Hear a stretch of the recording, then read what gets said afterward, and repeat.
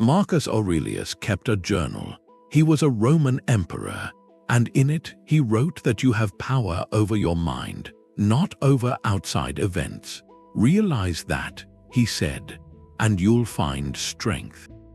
That kind of strength, that resilience, it isn't something you're born with. It's a skill. You forge it through daily mental exercises. There's a manual for this. It's about 2,000 years old. This is a guide to 25 of those Stoic practices. They're brain rewiring drills. Philosophers used them. Leaders used them for centuries.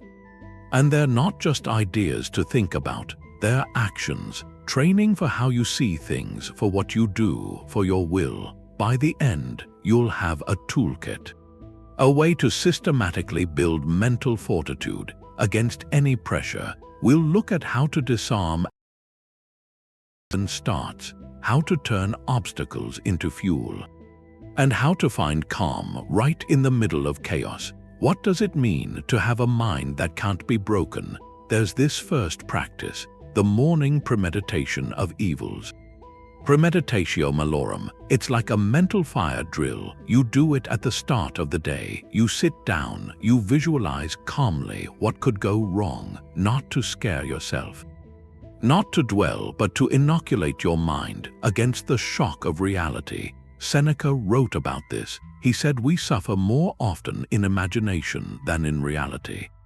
By anticipating the challenges, you disarm them. It confronts that modern anxiety, the fear of the unknown, the blank space, the what if. This practice fills that blank space with a plan. It turns vague dread into a specific scenario, one you've already faced in your mind. So when life presents it, your reaction is muted. You've already been there. You've already decided how you'll respond. Seneca advised telling yourself each morning, "Today I will encounter interference, frustration, difficult people." Saying it out loud takes away its power to surprise. The traffic jam isn't a personal offense. It was a probable event you accounted for. The critical comment in a meeting isn't a devastating blow. It was a possibility, one you rehearsed responding to with calm clarity. This isn't naive optimism. It's strategic preparedness. It's looking at the day ahead and asking what's within my control. And what is not, and for what is not, how will I choose to meet it? Try it tomorrow morning before you check your phone, before the rush begins. Take 2 minutes. Identify one daily friction point, something that usually unsettles you, maybe a stressful commute or a difficult conversation. Play it out in your mind. See the obstacle arise and then see yourself meeting it, not with panic, with a settled, rational response. This act of preemptive visualization rewires the brain's fear response. It teaches you the obstacle itself is not the problem, your unpreparedness for it is. How you end the day matters, scrolling or something else. The Stoics saw a day without review as a lost chance. There's this ancient practice, the evening review. Some call it the examination of conscience. It's the natural counterpart to the morning preparation. The morning gets you ready for what's ahead. The evening is for making sense of what already happened. This isn't about beating yourself up. It's not dwelling on mistakes. It's a calm, structured look at your actions, your judgments, your reactions. You're looking for patterns, not to punish, to understand the machinery of your own mind. Epictetus had clear guidance on this. He said, "Don't let sleep come until you've reckoned up the day's deeds. Where did I go wrong? What did I do? What duty was left undone?" The goal is to examine your first impressions, that flash of anger, that spike of anxiety, that moment you avoided something. Why did that outside event trigger that specific reaction inside?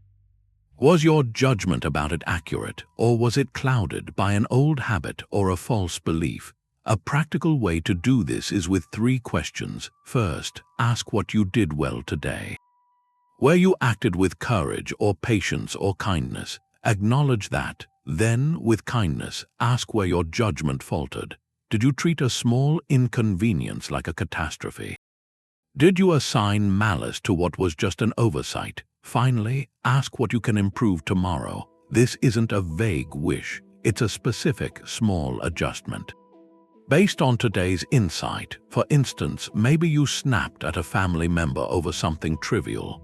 The evening review isn't about guilt, it's about recognizing your judgment in that moment. Your thought was, this person is deliberately annoying me. A more stoic judgment might be, this is a minor frustration, and my reaction is within my control. So the improvement for tomorrow becomes, when I feel that irritation rise, I will pause for one breath before speaking. This practice of daily review rewires the brain for self-awareness. It turns life into a training ground. Every interaction, every challenge, it becomes data for your own development. So take a moment, reflect on one reaction from today. A moment of stress or haste or frustration. With Stoic awareness, how might you have met that moment differently? This is the basic Stoic tool for dealing with frustration. The dichotomy of control, the discipline of desire, it's really just a sorting exercise. You take a situation, any worry, and you run it through a filter. You ask one question, what can I control here and what can't I? The Stoics thought our peace of mind depends on that. Most anxiety comes from spending energy on the second part. On things we can't change, this practice is about stopping that. It's an active habit of sorting your thoughts, not giving up, you're not surrendering. You're choosing where to stand. Epictetus starts his handbook, the Enchiridion, with this. He says some things are up to us and some are not. Our opinions are up to us. Our impulses, what we want, what we avoid, basically whatever is our own doing. Our bodies are not up to us. Our property, our reputation, our position. Whatever is not our own doing, the goal is to want only what is up to us, to tie your effort, your sense of self, to your own actions and judgments, not to the results which you can't predict. Think of a stressful work project. You feel the pressure, a deadline is coming, the outcome isn't certain, your manager's opinion matters, apply the filter. What's not in your control, the final deadline if someone else set it, the exact outcome, your manager's final judgment or their mood, any unexpected technical problems. Now, what is in your control? Your preparation, the hours you put in, the quality of work you decide to produce, your attitude while you're doing it. How you communicate problems, asking for clarification if you need it, how you react to feedback, good or bad. Sorting it this way, you see the map, your energy has a direction. You stop worrying about the deadline itself and put that energy into the preparation you can control. The anxiety over your manager's opinion becomes a focus on doing the work with integrity. The frustration about a bad outcome gets redirected into controlling the process that leads there. This works in personal conflicts too. You can't control another person's feelings, their past, their choices. You can control your listening, your response, your boundaries, your own communication, your decision to forgive or to walk away. When you stop trying to control what you can't, a lot of mental energy is freed up. It's released for what you can actually influence, your own character, your own actions right here, right now. So take a moment, think of one current stress in your life.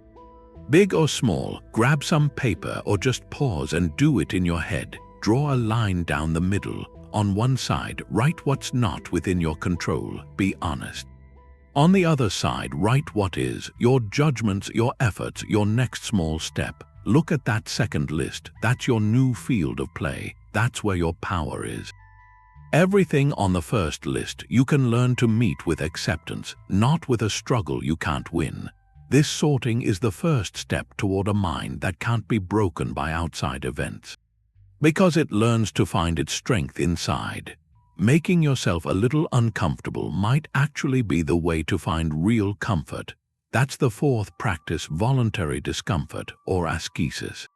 It's training for fate. The Stoics weren't masochists. They didn't want pain for its own sake. They wanted to inoculate themselves against it. If you choose a small hardship today, voluntarily, you build up a reserve of strength. For the involuntary hardships that will come tomorrow, it's like a vaccine for the soul, a small, controlled dose of difficulty to strengthen your immunity to life's larger troubles. Cato the Younger, the Roman senator, was famous for this. He wore simple, outdated clothing in an era of luxury. He would walk bareheaded in the rain and the heat. He ate the plainest food, even when his wealth allowed for feasts. Why? He was practicing poverty, so that if fate ever forced it on him, it would be no stranger. He was removing the fear of loss by proving to himself he could live without the things he might lose. The philosopher Musonius Rufus spoke to this directly. He said, "How can a person become temperate if he only knows luxury? How can he become brave if he has only experienced comfort? Training must be for the soul as it is for the body." You don't build physical strength by avoiding the gym. You build mental and emotional strength by not avoiding life's small gyms. The goal is to reduce your dependence on external comforts. To prove to yourself that your well-being isn't tied to perfect conditions. This practice builds a profound gratitude. You skip a meal intentionally, and the next meal tastes different. You take a cold shower, and the simple warmth of a towel feels like a gift. You walk instead of driving, and you notice the world you usually speed past. It recalibrates your baseline of normal. It shrinks your desires. When your normal includes small, chosen discomforts, the unexpected ones lose their power to devastate. So what does this look like in practice? It's not about grand suffering. It's about small, deliberate choices, taking a cold shower for the last 30 seconds. Skipping a meal and sitting with the hunger, observing it without panic, walking to the store instead of driving, sleeping on a firmer surface for a night. Turning off the heating or air conditioning for an hour, leaving your phone in another room for an evening. Each act is a message to your deeper self. I am not fragile, I can handle this. My peace does not depend on perfect comfort. This week, choose one small comfort to voluntarily forego, one tiny anchor of your daily routine. Let it go just for a little while. Observe what happens in your mind. Do you feel a subtle anxiety, a sense of lack, or do you discover a quiet confidence? A knowledge that you are more adaptable than you thought. That discovery is the beginning of unbreakable resilience. Let's step back, way back, out past the ceiling, past the clouds, past the atmosphere itself. Until the whole planet is just a blue marble, hanging there in the black, you see the continents, the oceans, that thin veil of air that keeps everything alive. This is the fifth practice, the view from above. It's a mental zoom lens. You pull your perspective back from the tiny details of whatever you're worried about, to see your life placed inside the vast theater of time and space. The goal is to shrink your ego, to shrink your anxieties down to their proper size, to remember you're part of something incomprehensibly larger. Marcus Aurelius used this exercise often. In his private journal, he wrote, "Think of the whole of existence, of which you are the tiniest fragment. Think of the whole of time, in which you have a brief and fleeting moment." He would list things: the bustling markets, armies on the march, farms, weddings, court cases. All that frantic human activity. Then he'd remind himself, all of it is destined to be forgotten, swallowed by time. This wasn't meant to be depressing. It was meant to be freeing. When you see your life from this cosmic balcony, things look different. That social slight that kept you awake, the work deadline that feels like a life or death crisis, the sharp comment from a colleague, they lose their overwhelming gravity. This is a tool for when you feel overwhelmed, when a problem feels like the only thing in the world. You close your eyes and you start to zoom out. First, see the room you're in, then the building, the neighborhood, the city. See the cars like ants, the streets like lines on a map. Keep going. See the country, the continent, the whole spinning earth. See it as a pale blue dot, suspended in a sunbeam. Now pull back through time. See the centuries rolling by like seasons, generations of people. They lived with hopes and fears just as intense as yours. They loved, they struggled, they worried about their standing, their security, and now they're part of the story. Their urgent crises are footnotes or forgotten entirely. From this vantage point, you ask a question. What is the true weight of this thing that has me so knotted up inside? Will it matter in 1 year? Will anyone remember it in 10? What about in 100? This isn't to say your feelings are invalid. It's to provide a container for them, a vast, calm container that puts everything in proportion. That difficult conversation you're dreading becomes a brief exchange between two tiny, temporary beings on a speck of dust, trying their best. That project you're stressed about becomes a small task. In the long narrative of your life's work, the fear of embarrassment, the sting of rejection, they are human experiences shared by billions across the millennia. Try it now with your own biggest current worry. Hold that worry in your mind for a moment. Then imagine placing it on that pale blue dot and watch the dot recede. Into the immense, silent dark of space, see your life and all its concerns from the perspective of the stars. What shifts? What feels smaller? What feels more precious? This practice rewires the brain away from catastrophic thinking. It builds a quiet perspective, an unshakable perspective that no single event can shatter. Because you have a place to return to, a view that reminds you of what is vast and what is truly, enduringly small. That phrase, Amor Fati, love your fate. It's from Nietzsche, but the idea it's Stoic. It means to embrace what happens, to love it, to see every event, the difficult ones especially, as necessary. Fuel for the person you're becoming. This is the sixth practice, maybe the ultimate test. It's the shift from asking why is this happening to me to saying try me. See what I can make of this. It's not passive, it's not resignation, that's apathy, shrugging your shoulders. Amor Fati is active. It's passionate engagement with reality, exactly as it is.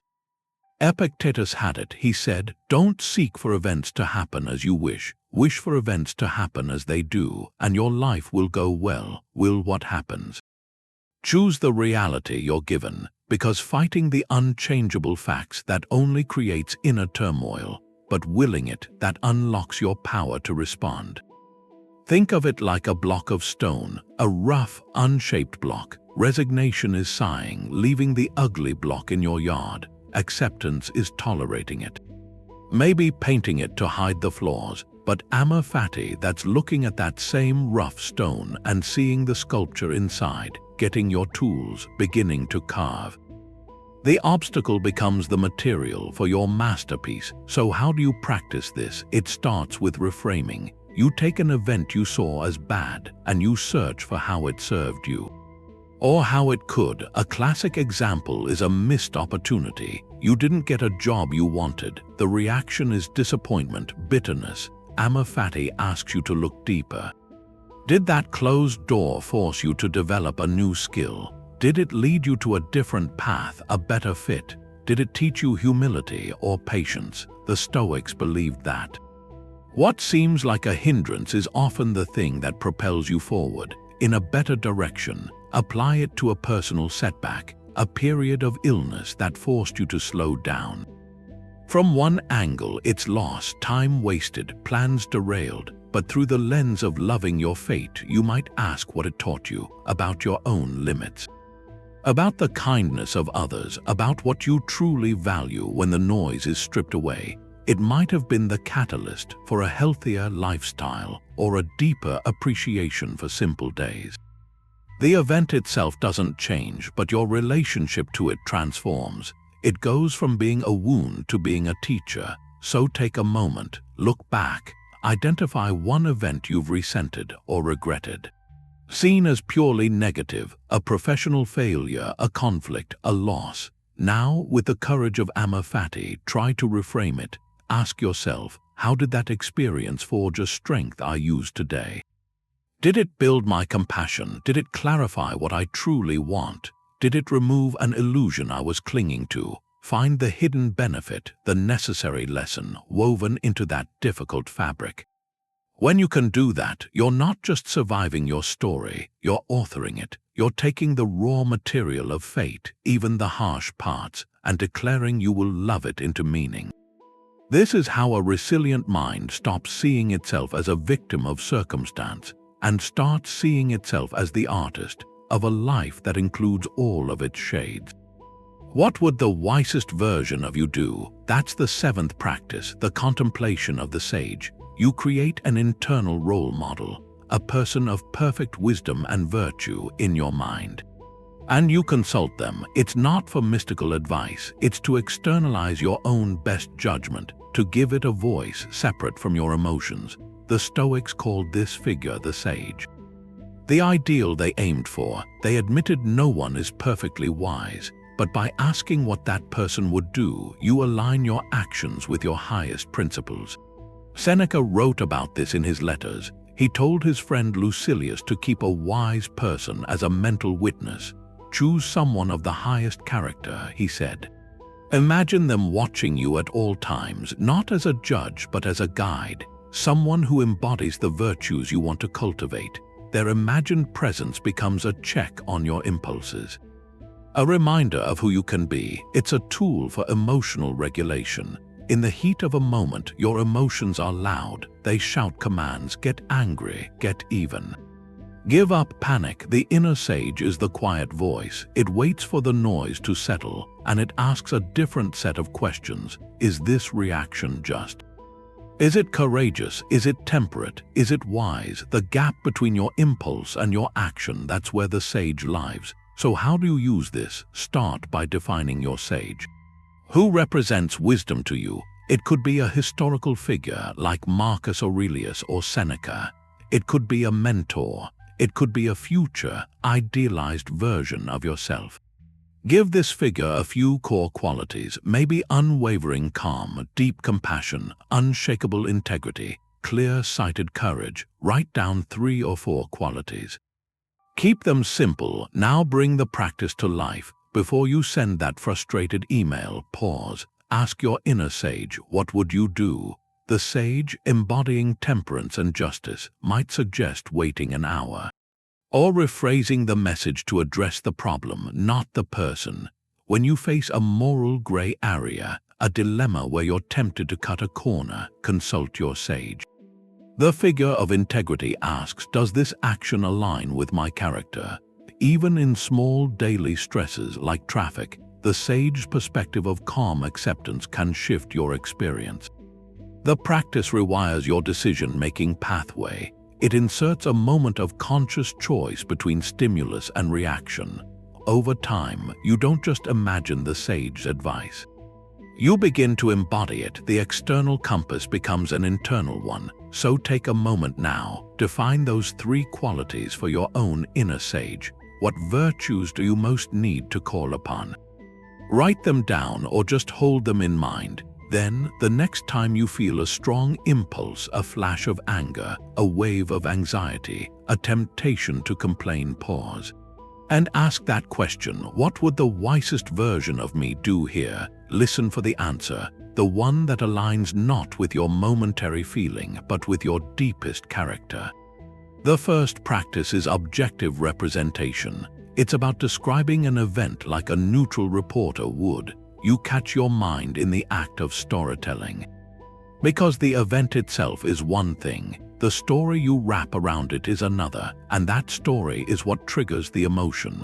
This is where Stoicism meets modern therapy. The insight is the same. Our feelings come from our beliefs about events, not the events themselves. The practice is to interrupt that, to see the raw facts before the judgment colors them.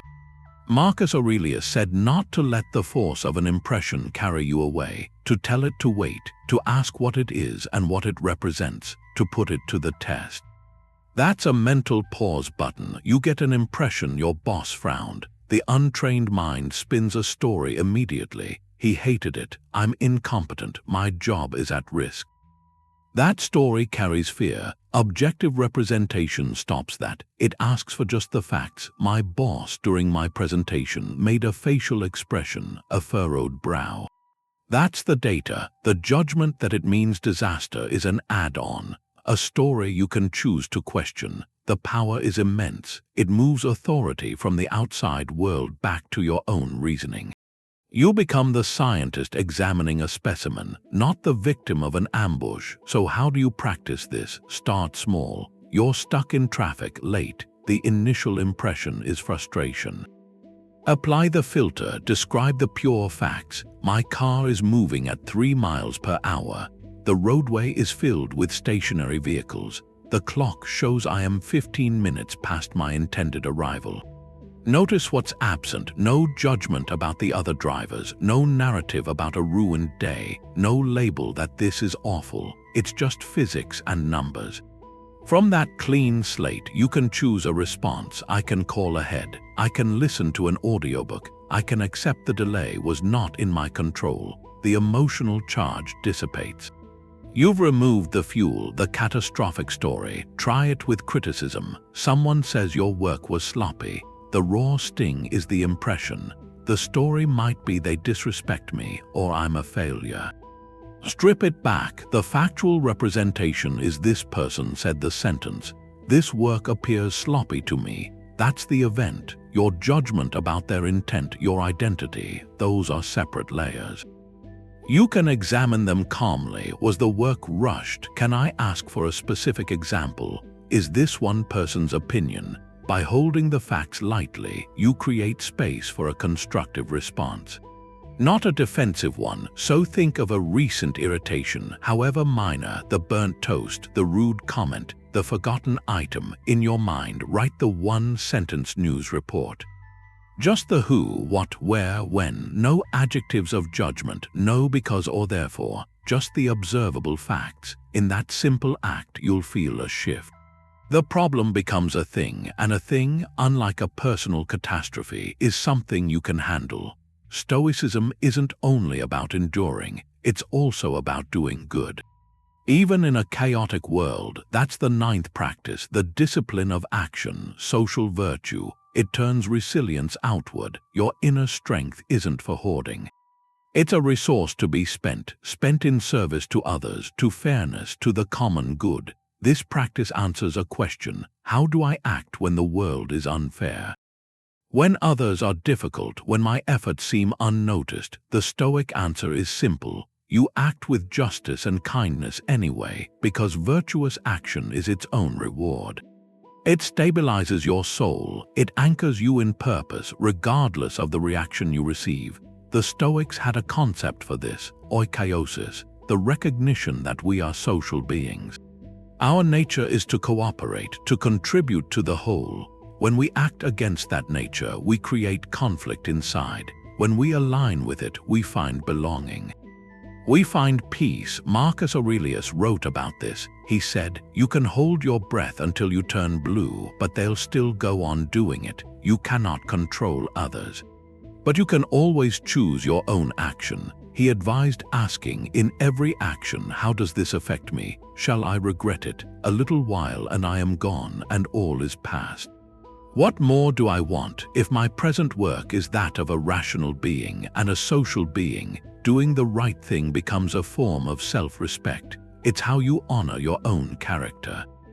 So what does this look like daily? It means a small, anonymous act of kindness, holding a door without expecting a thank you, leaving a generous tip for a stressed server, sending an encouraging note to a colleague, not for credit but because they might need it. It means handling a dispute fairly.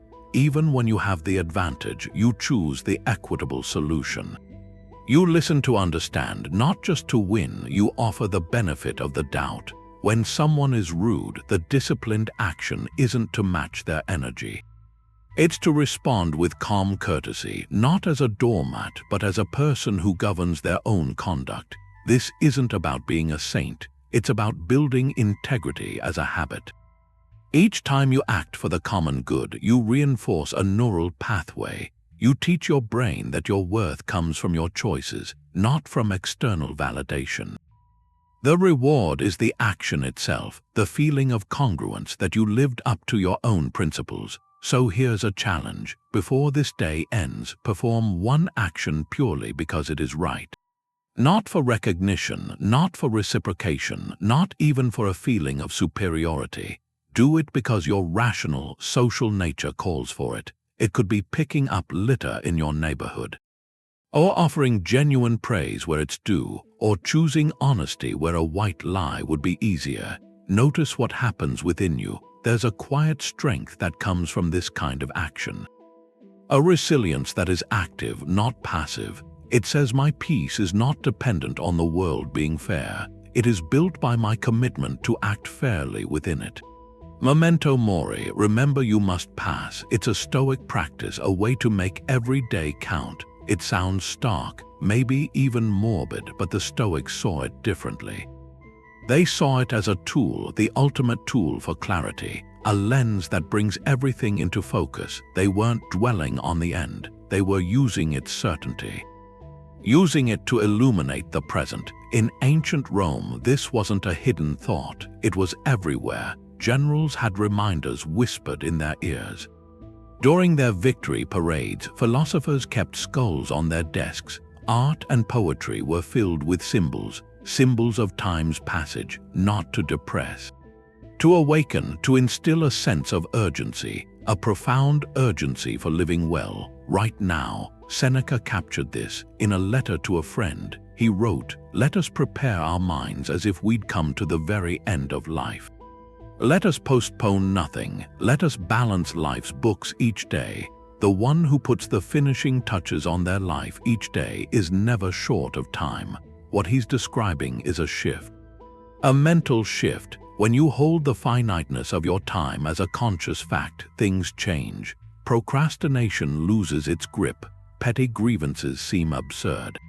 The noise fades and the signal of what truly matters to you becomes clear, deafeningly clear. So how do you practice this without the gloom?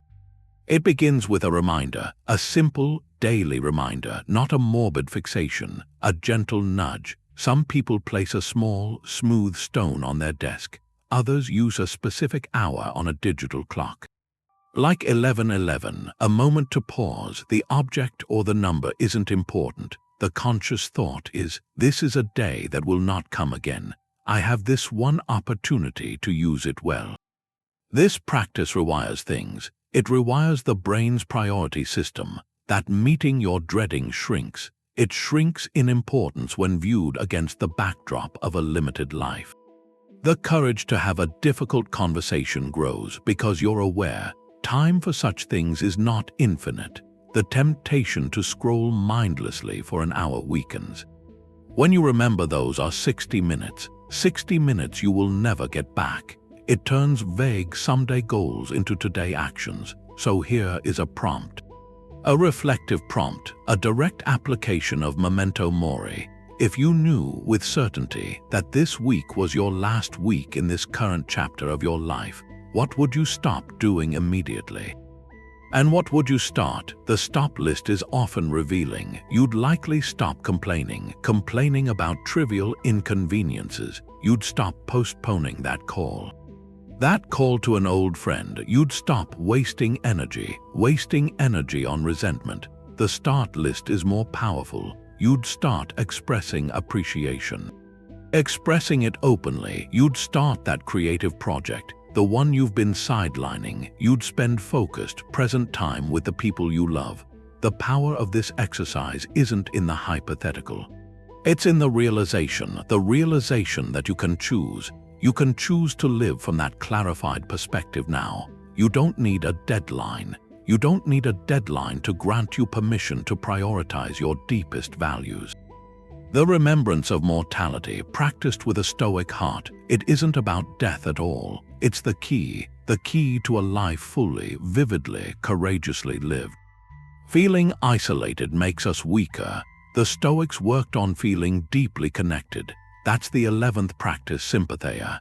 It's about cultivating this visceral sense that you are part of one living organism. The universe itself, and every person in it, is like a limb of that same body. To harm someone else or to resent them is to harm a part of yourself. This wasn't just mystical poetry for them. It was a principle of their physics. They saw the cosmos as this unified, rational, breathing thing. Pneuma, an intelligent breath, connected everything. From the stars down to the stones to the human soul. When you internalize that, something shifts. Your personal grievances start to feel small, petty. Because you see the other person not as some isolated enemy, but as a cell in the same vast body, struggling, flawed, but fundamentally connected to you. Marcus Aurelius kept coming back to this image. He wrote that what brings no benefit to the hive brings none to the bee. He reminded himself that to feel anger at someone is to forget they share your nature. That they, too, are fragments of the same divine reason. He would say you exist as a part of a whole. You will vanish into what produced you, or rather, you'll be taken back into its generative reason. That perspective dismantles the illusion of separation, the loneliness that's underneath so much modern anxiety, the feeling that you're battling the world alone. Sympatheia says you are not, you are the world experiencing itself. So how do you practice this feeling of connection? You can start in a crowd. Next time you're in a busy airport or a packed subway car, just pause. Look at the faces not as obstacles or strangers, but as fellow passengers on the same spinning rock. Each has a story as complex and urgent as your own. Each has known joy and loss. Each is just trying to navigate their day. That simple act of observation can melt irritation into curiosity, into a quiet solidarity. Then apply it when you feel anger rising toward a difficult coworker, a frustrating family member, a rude driver. Before the reaction solidifies, insert the Sympatheia question. What part of our shared human nature is driving their behavior right now? Maybe it's fear or insecurity or a desperate need to be seen. They're acting from a place of perceived lack, just like you sometimes do. That doesn't excuse poor behavior, but it explains it, and explanation is the first step toward empathy, toward choosing a response that doesn't add more chaos to the shared body. So here's a reflective prompt. Think of one person, someone you're currently in conflict with or feel some resentment toward. It doesn't have to be major. Now, with the lens of Sympatheia, consider one challenge they might be facing, a hidden struggle you know nothing about, a pressure at work, a private worry, a past hurt that shapes their reactions. Hold that thought for a moment. Does it change the texture of your grievance, even slightly? This practice of interconnectedness builds a resilience of belonging. You are never truly alone in your struggle. You are a conscious part of a vast, enduring whole. And that knowledge becomes an unshakable foundation. What is it you're afraid to lose? That's the 12th practice, practicing poverty, or the what-if exercise. It's a mental rehearsal. You imagine losing something you value. Not to catastrophize, to see its true nature, and to cut the anxiety that comes from clinging to it. This is different from the morning meditation on obstacles.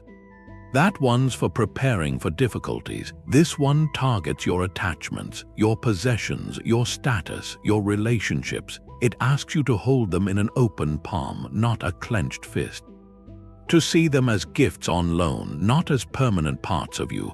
Seneca wrote about this. He advised traveling lightly through life. We should love all our dear things, he said, but always with the thought that we have no promise we may keep them forever. He wasn't saying don't love your family or don't enjoy your home. He was saying love them knowing they are not yours to keep, that their presence is a temporary grace. This mental exercise, he said, is the antidote to the shock of loss. By rehearsing the loss in your mind, you pay the price of the thing in advance. You pay it in small installments of reflection. So when life inevitably asks for something back, you are not bankrupted by grief. You've already settled part of the account. So how do you practice this? In a practical way, you choose one external you value, something you believe gives you happiness or security. Then, in a quiet moment, you walk through the scenario of its loss. Take a job. You value your position, your title, your income. Sit and mentally play out losing it. See yourself getting the news. Feel the initial jolt. Then walk through the next steps, updating your resume, reaching out to your network, simplifying your expenses, discovering skills you'd forgotten you had. The goal isn't to dwell in the fear. It's to prove to yourself that you would survive, that your core, your character, stays intact. The job was a role you played, not who you are. Apply it to a possession, your car or a piece of technology or your home. Imagine it gone, stolen, damaged, vanished. Walk through the practical aftermath. The insurance call, the temporary arrangements, the realization that your daily routines would adjust. You'd find another way. The object served a function, and functions can be replaced. The attachment to that specific object is the source of the anxiety, not the function itself. You can apply it to social standing. Imagine the respect of your peers fading away. See yourself navigating the world without that social credit. Who are you when no one is applauding? The practice forces you to find your worth internally, in your actions, not in the changing opinions of others. This week, try this. Take a moment, list 3 externals you value deeply. Write them down: your health, a relationship, your financial stability, your reputation. Now for each one, spend 60 seconds imagining life without it. Don't spiral. Just observe the practical and emotional landscape of that loss. What would you truly miss? What would you discover about your own resilience? This brief exercise tests your dependence. It loosens the chains of attachment, and in that space you might find a surprising freedom. A freedom to enjoy what you have without the constant, low-grade fear of losing it. Resilience is that gap between what happens and what you do next. That space, however small, is where your freedom is. This 13th practice is the pause. It's the conscious insertion of a moment of silence, a beat of reflection between the trigger and your reaction. You're breaking the chain of automatic behavior. This is the discipline of assent in its most immediate form. You receive an impression, a harsh word, a frustrating email, a setback, and instead of letting that impression command you, you pause. You create a buffer. In that buffer, you reclaim your power to choose. Epictetus spoke to this directly. He said, "Don't let the force of an impression carry you away. Instead, say to it, wait, let me see who you are and what you represent. Let me test you." That command, wait, is the essence of the pause. It's you, the rational faculty, asserting control over the reactive machinery. Modern neuroscience gives us a parallel: the amygdala hijack. When a threat is perceived, the amygdala, the brain's alarm center, can trigger a flood of stress hormones. This bypasses the slower, rational prefrontal cortex. The result is a reaction, not a response. The Stoic pause is the mental training to prevent that hijack. It's the practice of inserting a moment between the alarm bell and the frantic scramble. So, building this buffer when the pressure is on, you start with a physical cue. A deep, intentional breath is the most accessible tool. The breath is a biological circuit breaker.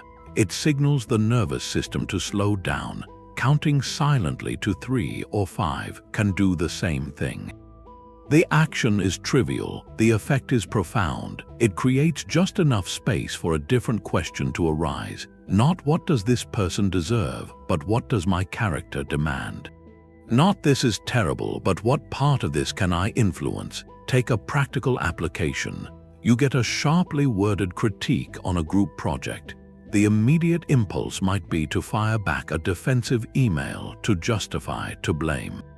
The pause means you close the laptop, you stand up, you walk to the window and take 3 breaths. In that space, the initial heat of the impression cools. You can then assess the content of the critique separately from its tone. You can choose a response that addresses the work, not the wounded ego, or a daily trigger like being cut off in traffic. The automatic reaction is anger, a honk, a gesture. The pause is the conscious decision to feel the surge of irritation and then to let your hands stay relaxed on the wheel. To exhale, to choose not to escalate. Each time you succeed, you weaken the neural pathway of reactivity. and strengthen the one for conscious choice. So your reflective prompt: identify your single most common reactive trigger. Is it a certain tone of voice from a family member? Is it a last-minute change at work? Is it the feeling of being overlooked? Now, design your pause cue for it. Make it specific and physical. If the trigger is a stressful notification on your phone, your cue might be to place the phone face down and take one full breath before looking.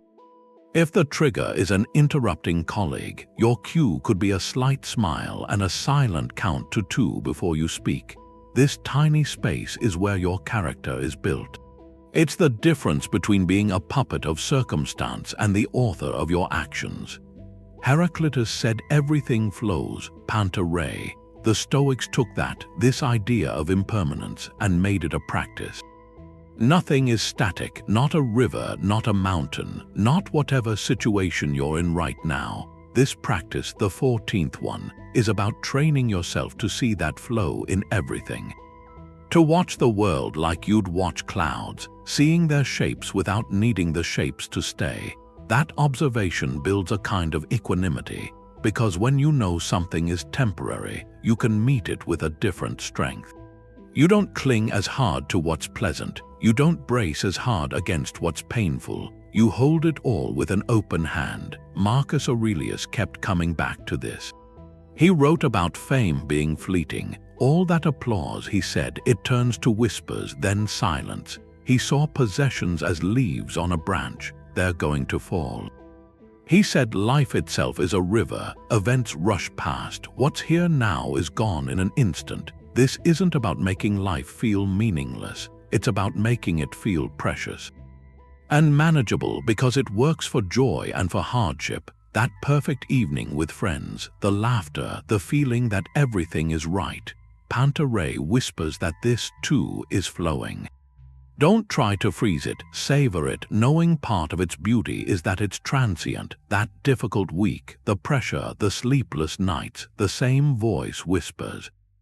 This too is flowing. It's a season, not a permanent state. That knowledge doesn't take the difficulty away, but it takes away the despair that it will last forever. It gives you the patience to endure, because the river will carry you to a different shore. So bringing this into daily life, you can start with a simple exercise. Look at an object near you, a mug, a book. Consider its journey, the materials, the hands that shaped it, the travel across the world. Now look forward. 100 years from now, where will it be? Broken, recycled, in a different room. It's in a temporary state of being yours. This object that feels so solid is just a snapshot in a long process of change. Then apply it to an emotion you're feeling, a low anxiety, a spark of excitement. Name it. Then, in your mind, put it on that river. See it as a passing weather pattern in your mind. It arrived and it will depart. Your job isn't to stop the weather. It's to find shelter within yourself until it shifts. This practice rewires the brain's habit of making things absolute. Thinking this pain is my life now, or this success defines me forever. It teaches you to be a calm observer of the flow, not a swimmer fighting the current. So take a look around, choose one object, trace its invisible history, its inevitable future change. Then turn that same gentle gaze inward to a current thought or feeling. Watch it without judgment, as something that has come to visit and in time will flow on. The 15th practice is the reserve clause, hypograph in Greek. It's a kind of safety net for your ambition, a mental footnote you attach to every plan. You commit fully to the action, but with a silent caveat, fate permitting. This isn't self-doubt, it's acknowledging the world isn't under your command. You control your effort, not the final result, and that clause protects you. It keeps you from emotional devastation if the outcome fails, because you never fully tied your self-worth to it in the first place. Cicero wrote about this. In his work on duties, he described the wise person as doing everything to obtain what they need, yet saying to themselves, if something else should occur, I shall not be distressed. Seneca gave similar advice. He said to make plans, but always add the words "if nothing prevents." And this habit creates a kind of paradox. You actually try harder because you're free from the choking fear of failure. The outcome stops being a verdict on you. It's just one possible result in a universe of variables. So applying it, start with a project, launching a business, writing a book.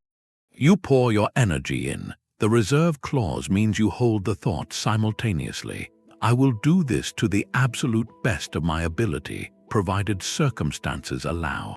If the market shifts, if a partner withdraws, you've already accounted for that possibility. The setback is a change in conditions, not a personal annihilation. It lets you pivot without a crisis of identity. Apply it to personal pursuits, training for a marathon. Your goal is to finish. You follow the plan meticulously.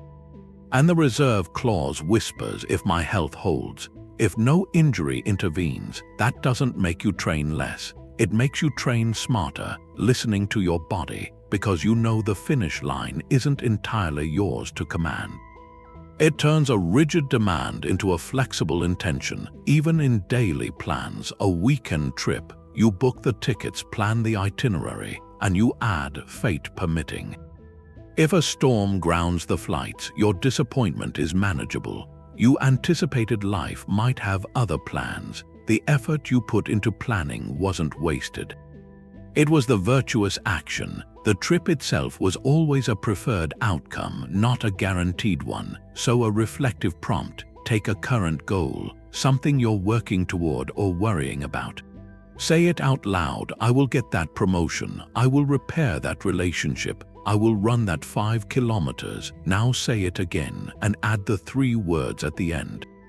Fate permitting, I will get that promotion. Fate permitting. Feel the subtle shift. The goal doesn't vanish. Your commitment doesn't waver, but the tight, anxious grip around the specific outcome loosens.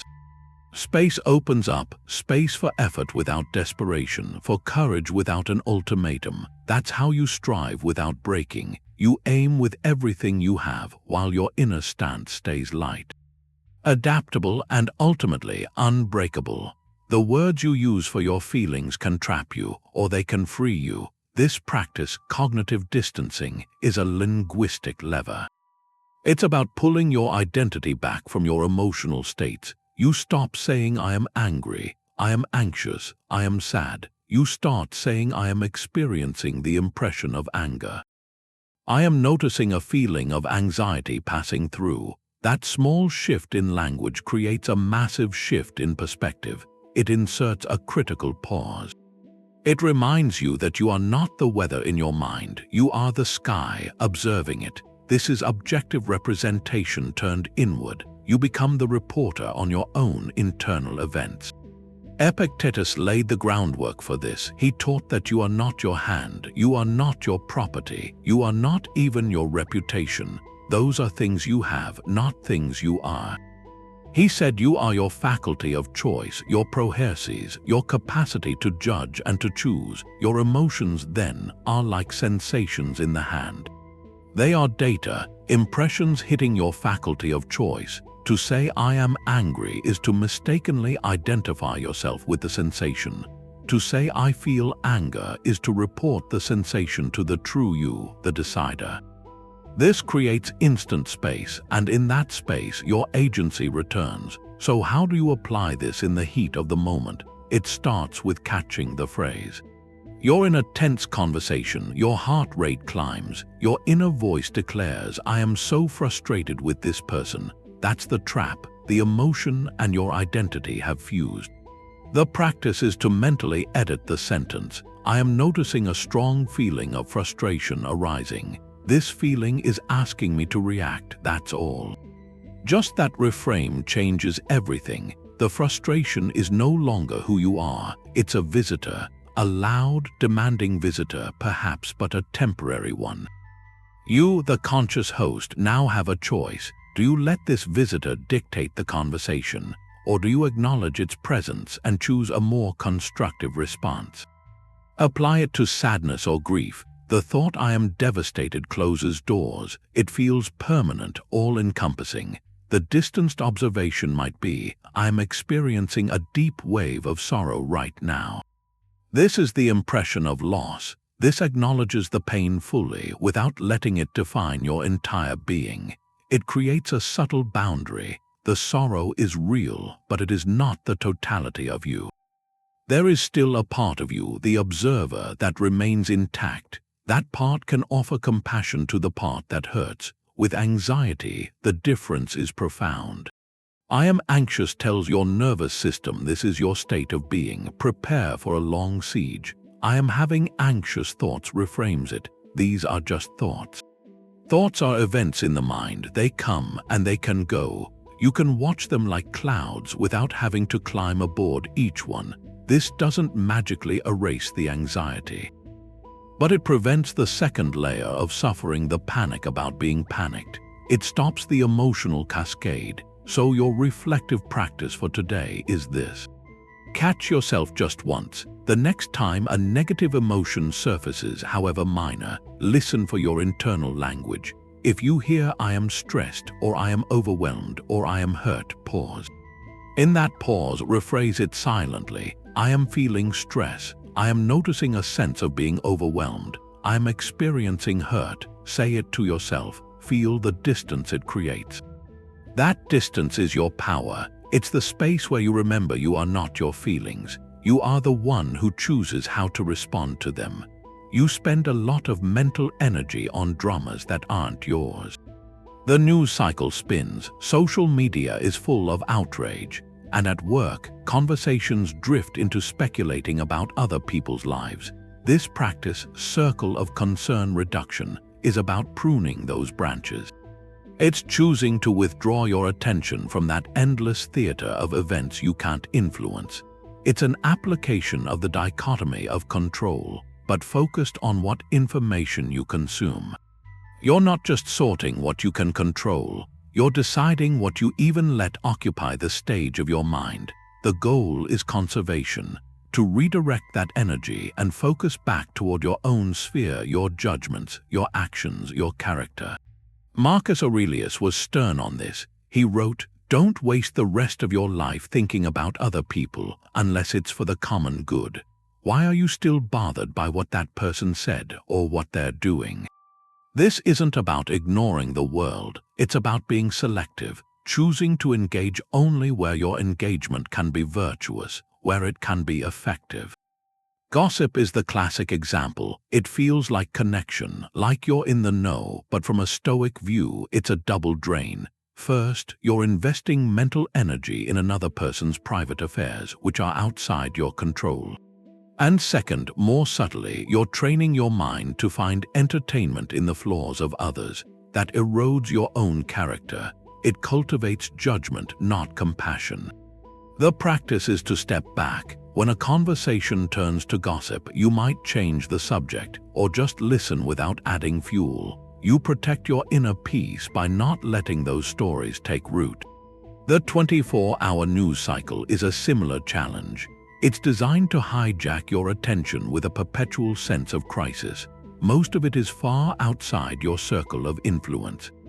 Consuming it endlessly creates a background hum of anxiety, a feeling of helplessness. The Stoic response isn't ignorance, it's informed detachment. You might choose to check a reliable source once a day for essential information, instead of letting alerts and pundits dictate your emotional state all day. This is a digital detox for the soul. It's reclaiming your attention from algorithms that profit from your outrage. So here's a practical application. For one day, conduct an audit of your media consumption. Carry a small notepad or use your phone. Briefly jot down the topics that capture your attention, from a news headline, a social media post, a conversation. Then, at the end of the day, review your list. For each item, ask the Stoic filter question. Is this within my circle of control or my circle of virtuous action? Can I do something about this directly that aligns with justice or kindness? You'll probably find a large part of your mental diet is speculative, concerns you watch but cannot change.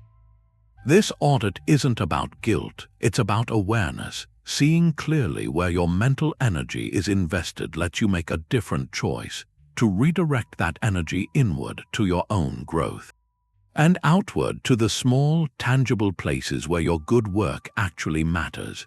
There's that old line, what doesn't kill you makes you stronger. The Stoics, they went a bit further with it. They'd actually practice thanking whatever it was, thanking the obstacle. That's the practice, gratitude for the obstacle. It's this active search, a conscious looking for the gift hidden inside a difficulty. It's more than just accepting what happens. It's leaning into it with appreciation for the very friction that seems to be holding you back. That friction, the Stoics saw it as what sharpens you. It's the whetstone for your character. Without it, you stay blunt, untested. That's how you build a mind that's anti-fragile, one that doesn't just get through shocks, but gets stronger because of them. Marcus Aurelius had a phrase for this. He wrote, "The impediment to action advances action. What stands in the way becomes the way." In that one paradoxical statement, he reframed the whole universe of obstacles. They aren't blockades on your path, they are the path, the raw material for whatever progress you make. Think of a blacksmith, the hammer and the anvil, they aren't there to destroy the metal. They're the necessary forces that shape it into a tool. The fire isn't a punishment, it's what makes the metal malleable, ready to take a new form. Your challenges are that fire. That hammer, without them, you just stay as you are. So practicing this kind of gratitude, it starts with a shift in what you say to yourself. When a problem comes up, instead of asking why is this happening to me, you train yourself to ask something else. What is this here to teach me? What strength is it asking me to develop? Take a daily example. Say you have a consistently difficult person in your life. A coworker who's critical or a neighbor who's always complaining. The standard reaction is irritation, avoidance. The practice asks you to find the thank you. You might say silently, "Thank you for teaching me patience. Thank you for showing me how I don't want to communicate. Thank you for giving me a daily exercise in keeping my calm." This doesn't mean you tolerate abuse. It means you stop seeing them as a personal curse and start seeing them as a sparring partner for your own equanimity.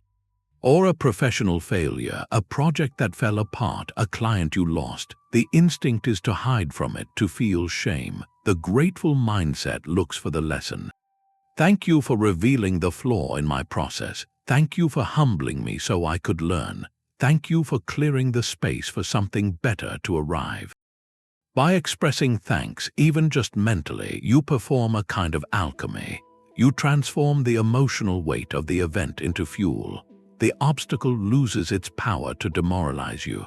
It gains a new role as your teacher. So here's a prompt. Think of one current obstacle in your life. A relational tension, a financial pressure, a health concern, a creative block. Name it clearly. Now take a moment to write down or just articulate 3 potential gifts this obstacle contains. What is it forcing you to learn? What quality is it demanding you cultivate? What old, unhelpful pattern is it exposing? Look for the whetstone in the difficulty. The first gift might be patience. The second, clarity about your true priorities. The third, the discovery of a resourcefulness you didn't know you had. This act of searching for the gifts, that's the practice. It rewires your brain's default setting from victim to student. It makes sure no experience, no matter how hard, is ever wasted. You're a citizen of your town, your country, but have you ever thought of yourself as a citizen of the world? That's what this 19th practice is about, the contemplation of the ideal city. It asks you to expand your sense of belonging beyond every border. The Stoics called it Cosmopolitanism, the idea that your primary citizenship is to the human community itself, to the cosmos. It's not about abandoning local duties. It's about framing them within something larger, a more meaningful context. When you see yourself as a citizen of the world, your perspective shifts. Tribal thinking us versus them, it begins to soften. Your resilience grows from a deeper well because your purpose is tied to something vast, something enduring. The philosopher Diogenes, when asked where he was from, he said, "I am a citizen of the world." He rejected the narrow identity of a single city-state. He declared his allegiance to reason and humanity as a whole. Marcus Aurelius, as emperor, he constantly reminded himself of this broader citizenship. He wrote, "My city and country, as Antoninus, is Rome.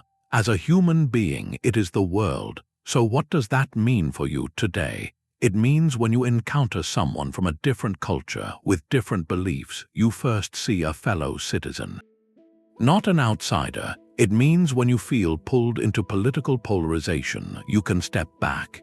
You can ask what serves the common good of this shared human city. Your ethical framework expands, and action isn't just right or wrong for your group. It's evaluated against its impact on the universal community. This builds a profound resilience. Because your sense of worth and duty is no longer contingent on the approval of your immediate tribe. It's anchored in a timeless, global standard of virtue. So how do you practice this? Start by noticing your own tribal instincts, the quick judgment about another group, the subtle sense that your way is the only right way.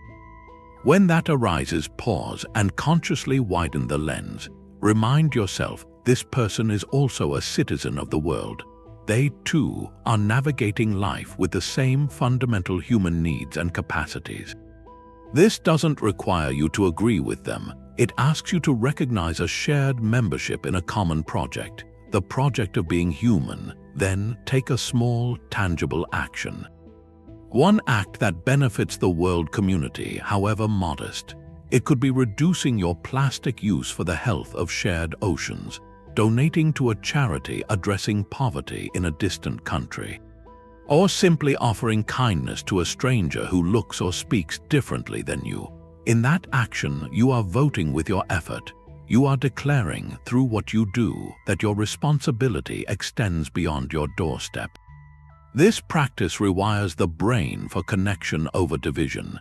It turns the vastness of the world from something intimidating into a source of strength. You are never just one person struggling alone. You are a citizen of an ancient, ongoing, and magnificent human city, and that citizenship carries both a great privilege and a quiet, unbreakable duty. The Stoics trained the body to prove something to the mind, that it could endure. This practice, physical Askēsis, is about that alliance. It's not for building a perfect physique. It's not for athletic performance. It's about using the body as a training ground for the will, a place to practice command over basic impulses, the urge for comfort, the aversion to strain. When you master a physical challenge you set for yourself, you send a message, a powerful one, to your deeper self. You demonstrate that discomfort is not an emergency. It's a sensation, one you can observe and even move through with your purpose intact. The philosopher Musonius Rufus was adamant about this. He argued training the body was essential for philosophy. How can a mind be strong, he asked, if it lives in a body that's constantly coddled, a body that's never learned to obey? He saw physical discipline as the foundation. For all the other virtues, courage requires you to withstand fear. Temperance requires you to withstand desire. How can you expect that mental fortitude if you crumble at the first sign of physical hardship? Cato the Younger, again, was a living example. He walked bareheaded in all weather. He trained himself to need less sleep, to eat simple food, and to do it cheerfully. Each act was a vote for self-mastery, a declaration that his spirit was not a prisoner of his flesh. So what does this look like now, stripped of ancient Roman extremes? It's about choosing a small, deliberate challenge, something that introduces a manageable dose of stress, productive stress. It could be taking a brisk walk in weather you'd normally avoid. A light rain, a crisp cold morning. It's not about risking illness. It's about feeling the discomfort and continuing, observing the sensation without letting it dictate your actions.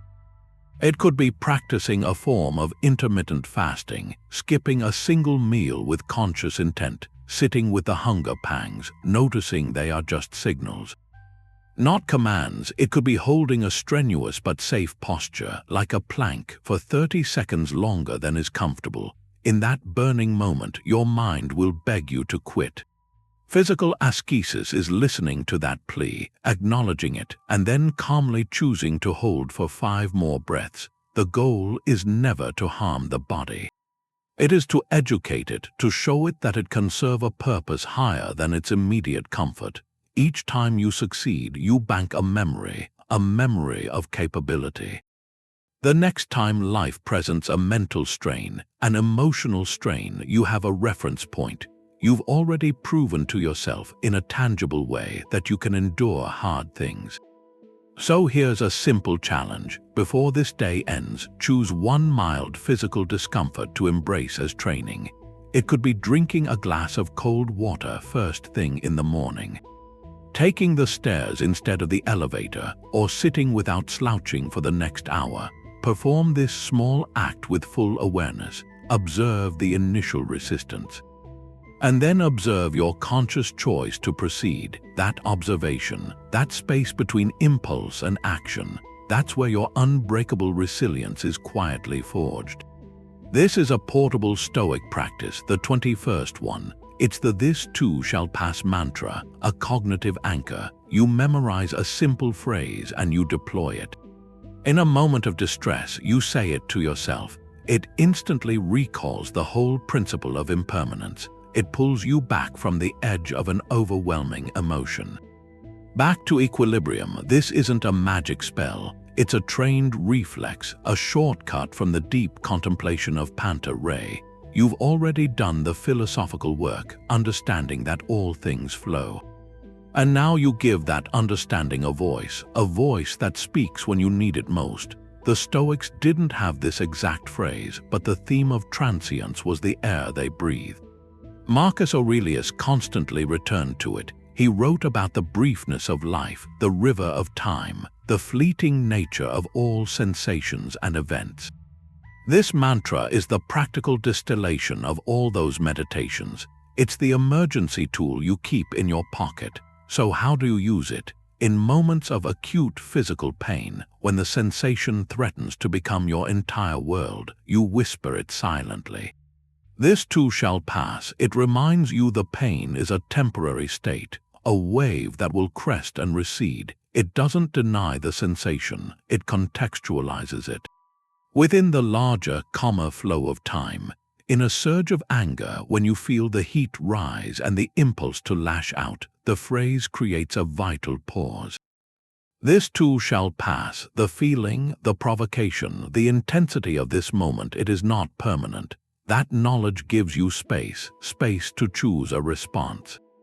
Instead of being carried away by the temporary storm, you can even use it in moments of excessive joy or pride, to ground yourself, to remember that this peak too is part of the flow. This gentle reminder prevents attachment. It lets you savor the joy fully without the underlying fear of its end, because you've already acknowledged the truth of its nature. So here is a reflective prompt. Choose your own short, resonant phrase. It could be the classic "this too shall pass," or it could be something more personal, drawn from Stoic wisdom. Maybe Marcus Aurelius's "this is nothing but a thing," or Epictetus's "this is an impression, not necessarily the truth." Find the few words that click for you. Then decide on one specific situation this week where you will test it.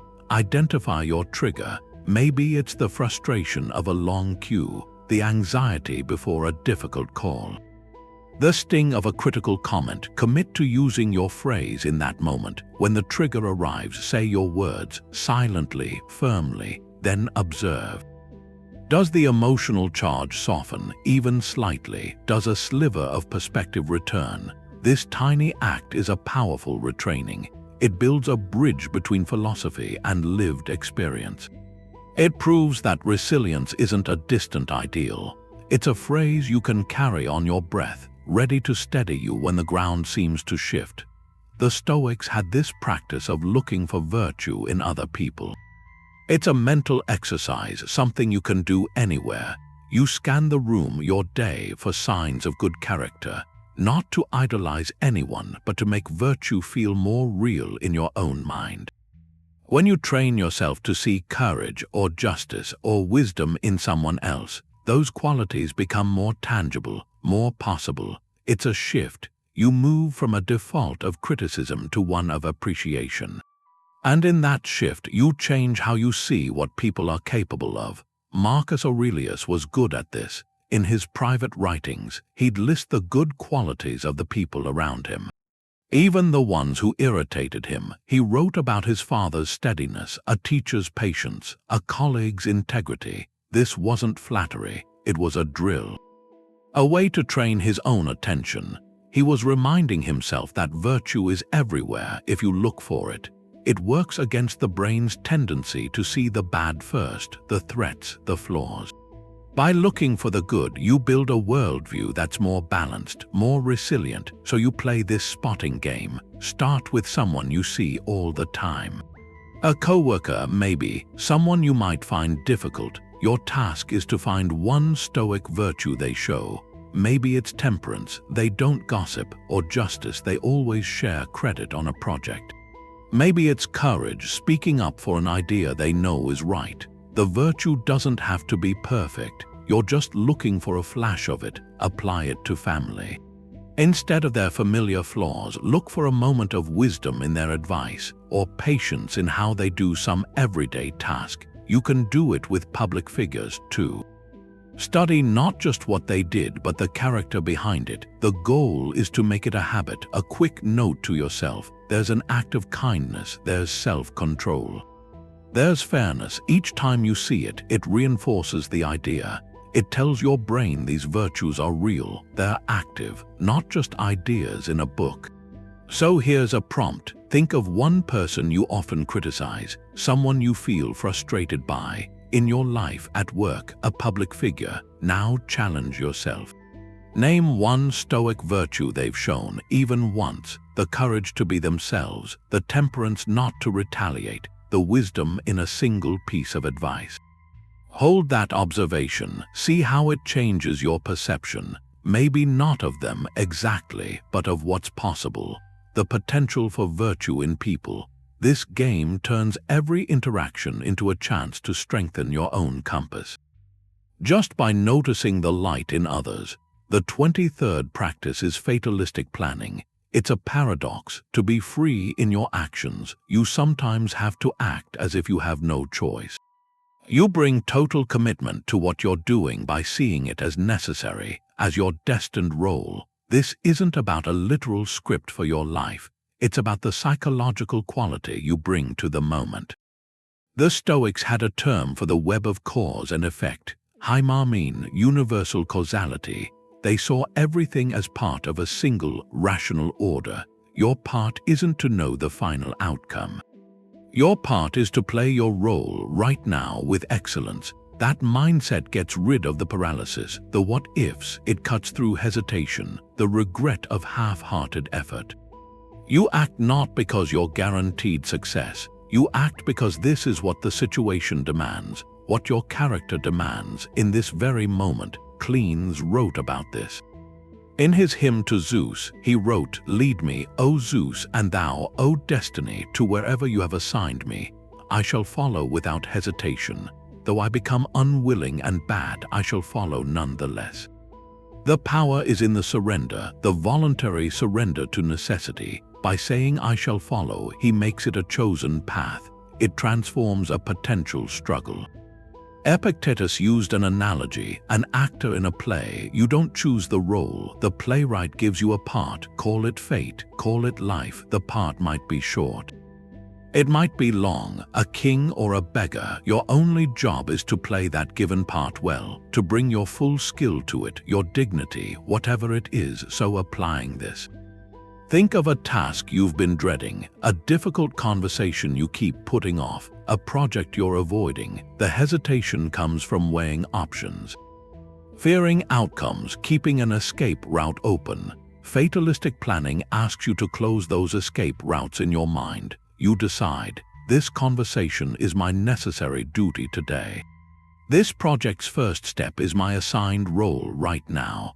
Then you act as if you have no other choice but to do it, and do it with your full presence. You're not doing it to get it over with, you're doing it as if it were the single most important thing you could be doing in this destined hour. That shifts the energy.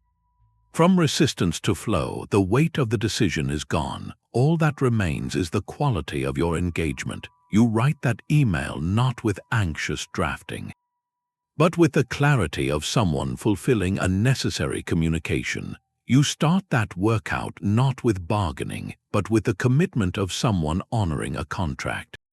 With their own well-being, here's a prompt. Choose one action you've been procrastinating on, one thing that feels heavy on your list. It could be simple: cleaning a closet, or significant, initiating a hard talk. Today, before you do it, pause. Frame it in your mind not as a choice, but as your destined duty for this day. Say to yourself, this is my assigned role. My part is to perform it with focus, with integrity. Then begin. Act as if the entire sequence were already written. And your only freedom lies in the excellence you bring to this very scene. Notice what happens to the hesitation. It often dissolves, replaced by a simple, direct momentum. That momentum is the sound of a mind unburdened by alternatives, finally free to do its work. Gratitude usually comes after you almost lose something. That's the 24th practice, negative visualization or temporal contrast. It's when you deliberately imagine something you have now is gone, to feel what it's actually worth. Right now, it's the antidote for taking things for granted. It's related to that morning meditation on possible troubles, but the goal is different. That first one gets you ready for difficulty. This one wakes you up to joy. It's not about being afraid of losing something later. It's about celebrating what you have in your mind, letting it go for a moment. Seneca was good at this. He told his friend Lucilius to do exactly this. He wrote, pick a certain number of days where you'll be satisfied with the plainest food, the roughest clothes, and ask yourself, is this what I was afraid of? It's consciously scaling down your situation to appreciate the baseline. But he went further. He said to imagine losing the people you love, not to stay in sadness, but to shock yourself into loving them more while they're here. He said, if you can't see that loss coming from a distance, you make the grief much worse. By seeing it ahead of time in a controlled way, you pay the appreciation in advance. The mechanism is simple and deep. Your brain is built to notice what's missing, what's wrong. It's a survival tool. This practice takes that wiring and uses it for something good. You create a short, artificial experience of absence, and when you come back to what's real, you feel a rush of real appreciation that normal awareness usually misses. So how do you use this in everyday life? You're about to eat a simple meal. Before you start, just pause, close your eyes for a few seconds. Imagine you couldn't have this meal. That the food wasn't available, that you didn't have a way to get it. Feel that imagined lack just briefly, then open your eyes, see the plate in front of you. Eating changes from routine to something more. The taste is sharper, the experience feels richer. Apply it to your health. On a day you feel completely normal, take a second.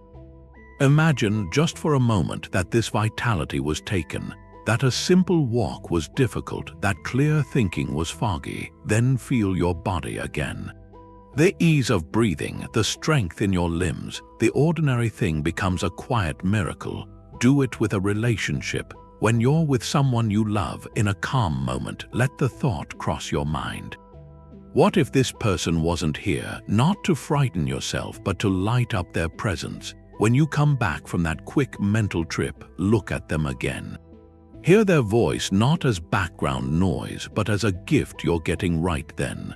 This practice isn't about dark thoughts. It's about having a brave appreciation for how fragile good things are, how fleeting. It turns comfort into a celebration. So here's a prompt. Right now, wherever you are, pick one ordinary blessing you have. It could be the device you're listening on, the roof over your head, the peace of this moment, your ability to see or hear. Now do the temporal contrast. Close your eyes, mentally erase that blessing. Imagine it's been gone for a year. Feel the texture of that imagined loss. Then open your eyes or just bring your focus back. Retrieve the blessing in your mind. See it, feel it, like it's just been given back to you unexpectedly. What do you feel? Is it just a thing or is it a gift? That visceral sense of return, that's what drives Stoic joy. It makes sure no good thing in your life ever becomes invisible. The Stoics wrote things down. That writing changed them. The philosophical journal is the final piece. It's where everything else comes together. It's a conversation with yourself. You take the day's events, all those impressions, and you work to form a clear judgment about them. This isn't just a record of what happened. It's a place to build your character. A private space to question your own thoughts, to make your principles solid, and to honestly track how you're doing with all this learning. Without writing it down, philosophy stays as an idea. With a journal, it becomes something you do. The clearest example is Marcus Aurelius and his meditations. Those weren't written for other people, they were his personal notes. Things he wrote to himself, often while he was at war, to remember, to correct himself, to steady his thinking. In those pages, he was both the student and the teacher, talking his way back to a clear mind. That's what the practice does. Writing makes you slow down. It forces you to put words to feelings that are vague, to thoughts that aren't fully formed. And in trying to find the right word, you often find what's actually true. You see the distance between what you say you believe and what you actually did. You can take a bad judgment, hold it next to a Stoic idea, and take it apart piece by piece. So starting a Stoic journal, you don't need beautiful language. You need to be honest. A good way to do it is to focus on 3 parts. First, write one Stoic principle. It could be something you read or a core concept like the Dichotomy of Control. Write it out plainly. Second, describe a specific moment from your day where that principle came up. Be exact. What was the situation? What was your first instinctive response? Third, write your reflection. How could you have used the principle better? What does your reaction show you where you're strong in your practice and where you need more work? This isn't about blaming yourself. It's about seeing clearly. For example, your principle might be, I control my judgments, not outside events. Your situation, someone cancelled plans at the last minute, and you felt annoyed and let down. Your reflection could look at the story you told yourself that the person didn't respect your time, and then separate that story from the plain fact that the schedule changed. You might see that your frustration came from an expectation you'd placed on something you couldn't control. The journal entry is where you acknowledge that first reaction and decide how to handle it differently next time. Doing this review at night in writing makes the lessons stick. It turns a fleeting thought into a lasting guide for you later. So here's a way to start your first entry. Tonight before bed, take a notebook or open a document. Write one paragraph. Answer this question with simple honesty. What Stoic principle did I test today, and what did I learn from how I handled it? That one paragraph is the start of your own meditations. It's the quiet, regular action that ties all the other practices into one strong line of resilience. This is where the training takes root, not just in thinking, but in the deliberate act of writing it down. 25 practices, they're like a map, but the territory, that's your own mind. Going through them, it shows you something basic. Resilience isn't a shield you find somewhere. It's a muscle. You build it day after day. You build it by how you see things, by what you do, and by what you intend. Each practice is a drill. It's rewiring the brain. It's a repetition, like in a gym, but for how you perceive. They're not just ideas to look at, they're tools. You use them at the workbench of your daily life. The whole thing stands on 3 pillars, timeless ones. Focus on what's in your control, your judgments, your efforts, your character. Accept what's not in your control, the course of nature, events outside that circle. Accept that with grace and act with virtue. Always act with justice, courage, temperance, wisdom. That's the architecture. That's how you build an unbreakable mind. Epictetus wrote about the freedom this creates. He said, "You are not your body, not your possession. You are your faculty of choice. No one can take that from you. No one can stop you from using it." That's the core of Stoic resilience. Your inner citadel, you build it from your own reasoned choice. It can't be breached from the outside. True unbreakability, it comes from within. It's forged by applying this wisdom, this ancient, practical wisdom. So where do you start? The map is complete, but the first step is yours. Choose one practice, just one. The morning meditation, or the evening review, or just the simple pause. Start there, practice it not for a week. Practice it as a new way of being. Let us know in the comments which of these 25 resonates with you right now. Your insight could be a spark for someone else. That's how we build more than individual resilience. We build a community of strength, learning from the past to navigate the present. To navigate it with calm, unwavering calm.